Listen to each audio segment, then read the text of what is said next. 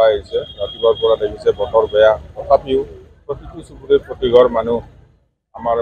এই শোভাযাত্ৰাত অংশগ্ৰহণ কৰিছে আৰু আমাৰ যি ৰাইজৰ যি অনুষ্ঠান এই অনুষ্ঠানত সম্পূৰ্ণ সহযোগ আগবঢ়াইছে আজি শোভাযাত্ৰাটো খুবেই আগবাঢ়িছে আজি আমাৰ চুমকি কছাৰী বাইলুং ঘাট অসমীয়া আমাৰ ধাৰাবাহিকৰ অভিনেত্ৰী আমি সকলোৱে জানো তেখেতে শোভাযাত্ৰাটো উদ্বোধন কৰিছে আৰু তাৰ লগতে আমাৰ বিভিন্ন বাৰে ৰহণীয়া অনুষ্ঠান কিছুমান আছে যিখিনি আমাৰ অসমীয়া সংস্কৃতিৰ লগত জড়িত গোটেইখিনিয়ে ইয়াত জড়িত হৈ আছে কিমানটা চুবুৰী 16টা কিমানমান মানুহে অংশগ্ৰহণ কৰিছে আমাৰ ইয়াত প্ৰায়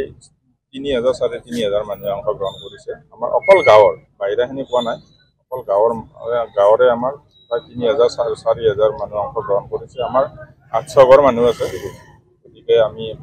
5জনকে ধৰিলেও প্ৰায় 4,000 মানুহ 3,500 মানুহ হয় গোটেইখিনি মানুহে অংশগ্ৰহণ কৰিছে আমাৰ এই দুৰ্গা মন্দিৰৰ দুৰ্গা পূজাৰ শতবৰ্ষ অনুষ্ঠান এই শতবৰ্ষৰ অনুষ্ঠানটিত আমি সম্পূৰ্ণ 800 ঘৰ পৰিয়ালে আমি দান বৰঙণিৰে আমি এই পূজাটি আৰম্ভ কৰিছিলোঁ প্ৰত্যেক ঘৰ মানুহেই ইয়াত সহযোগিতা কৰিছে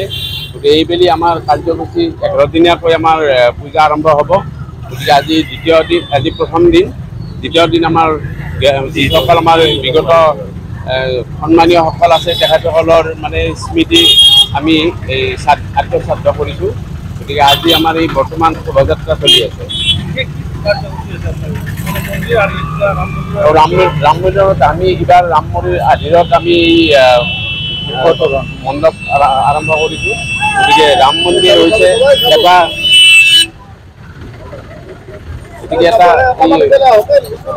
শান্তিৰ প্ৰতীক যাতে আমাৰ সকলোৱে এই ৰাম মন্দিৰটোৰ জৰিয়তে সকলোৱে আধ্যাত্মিক জ্ঞান আৰু জ্ঞান আহৰণ কৰে এই লৈ পেলাই আমি ৰাম মন্দিৰ আৰম্ভ কৰিছোঁ বাজেট প্ৰায় 50 লাখ টকা ইয়াৰে প্ৰায় 70% পইচা আমাৰ গাঁৱৰ পৰাই কালেকশ্যন হৈছে